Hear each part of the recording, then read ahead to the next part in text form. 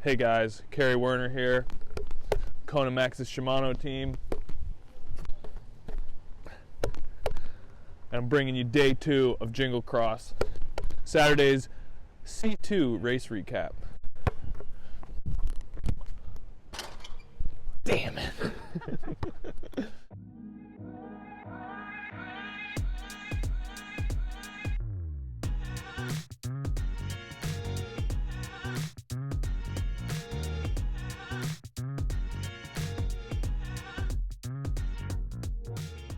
Does this look doofy? I'm really just trying to flex right now because I'm hoping Raylan watches this and she just forfeits her team out of the post-Worlds B-ball competition after she sees this. You think that's gonna happen? No. Okay, I'll just stand here. So I was hoping after Friday night,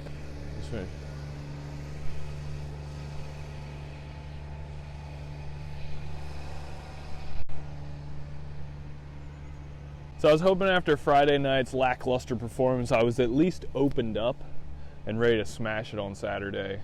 I did have some trepidation about starting just because that was my first bad performance of the year. You know, having a nice steady kind of trajectory and then you have a mess up, your mind just starts doing bad things. Regardless, I thought it would be a good idea to start Saturday. Also, I figured not many people would, being a C2, and it would get me some more USCX points, help me lock in that series win.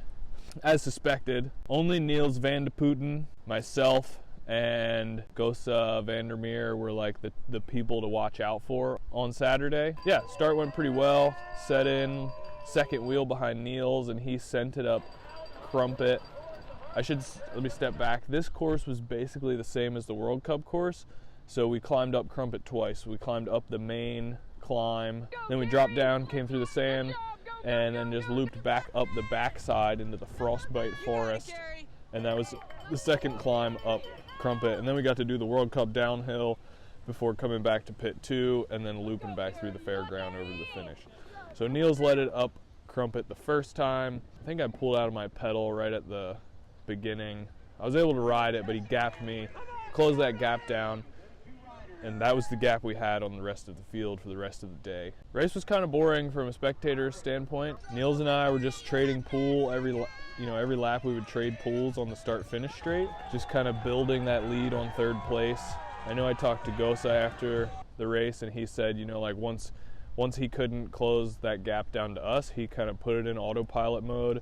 I think we were all kind of thinking about Sunday's World Cup and not wanting to dig too deep. That was kind of how the race went. Trading pools, building our gap. Niels did test me with about 6 to go, put in a little dig, and I shut that down. Feeling better than I did Friday night. I didn't want him to get away too early. Then he also tested me with 2 to go, and I shut it down again. And finally, coming into 1 to go, he sent a pretty good bomb by pit 1, gapped me going into Crumpet, and then just kept the throttle open. Couldn't close it down.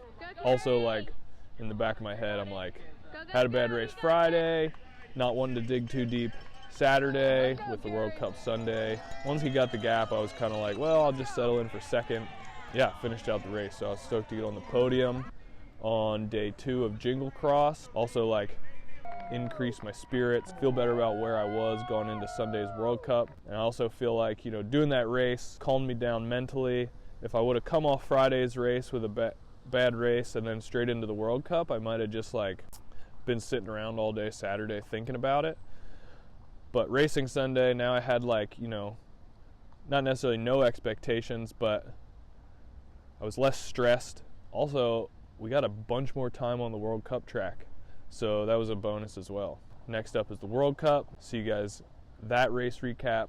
Thanks for watching.